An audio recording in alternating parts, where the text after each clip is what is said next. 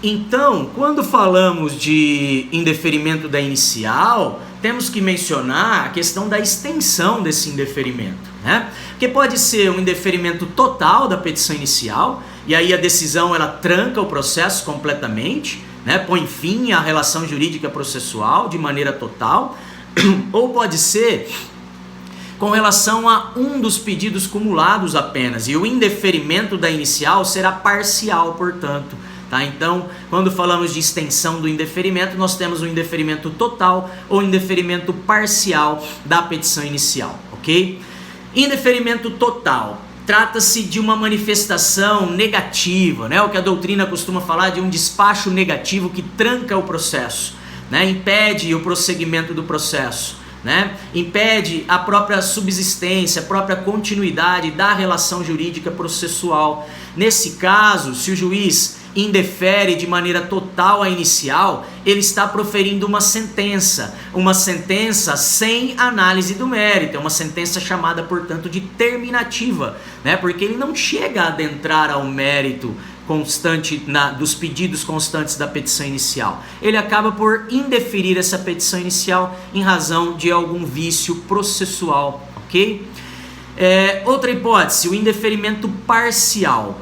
O indeferimento parcial da petição inicial vai se dar quando tiver mais de um pedido feito nessa petição. A hipótese de pedido cumulado, tá? Em que a decisão negativa do juiz, ela vai se relacionar a apenas um ou alguns dos pedidos lançados na petição inicial, admitindo-se com relação aos demais o prosseguimento do processo, tá? Então, nesse caso, essa decisão negativa não será sentença, né? Não será sentença porque não põe fim ao processo em primeira instância, não põe fim à relação jurídica em primeiro grau de jurisdição. O processo ainda vai seguir nas mãos do juiz com relação àqueles pedidos parte dos pedidos da inicial que não foram indeferidos, né? Que não fizeram parte do indeferimento dessa petição inicial.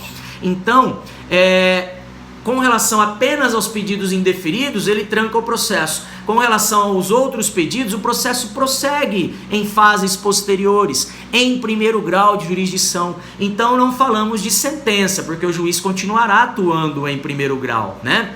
Falaremos de decisão interlocutória, mas será uma decisão interlocutória de mérito? Não. Será uma decisão interlocutória não de mérito, né? Sem análise do mérito. Por quê? Quando indefere a petição inicial com relação a algum pedido, o juiz não entra no mérito daquele pedido para dizer se o autor tem razão ou não, tá? Então é uma decisão interlocutória que tranca parte do processo, né, que não permite o prosseguimento com relação a algum dos pedidos constantes da petição inicial, então indefere uma parte da petição inicial, e essa decisão, que é interlocutória, não é sentença, porque não põe fim ao processo em primeiro grau de jurisdição, é uma decisão interlocutória que não é demérito, né, uma decisão interlocutória terminativa, usando aquela expressão da sentença, né? Mas que na verdade o que nós temos é decisões interlocutórias de mérito, quando o juiz, por exemplo, julgaria improcedente de maneira liminar, o que nós vamos falar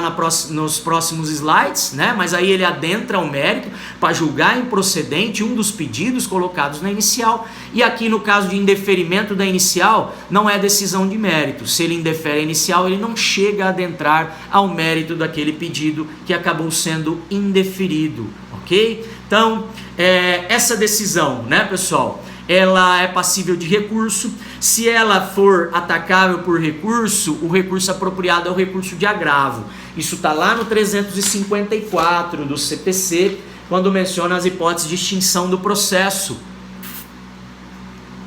Dentre elas, as com fundamento no 485, as sem análise do mérito. E o parágrafo único do 354 diz que a decisão que se refere ao CAPT, ou seja, decisões com fundamento no 485 do CPC, pode, quando ela disser respeito a apenas uma parcela do processo, como nesse caso de indeferimento parcial, a decisão de extinção sem análise do mérito vai dizer respeito apenas a uma parte dos pedidos cumulados, essa decisão será impugnável por agravo de instrumento, tá? Então, isso está de maneira explícita. Se a parte não concorda com o indeferimento da inicial com relação a um dos pedidos ou algum dos pedidos cumulados nela, ela pode recorrer, e o recurso apropriado é o recurso de agravo de instrumento nos termos do 354, parágrafo único do CPC, ok?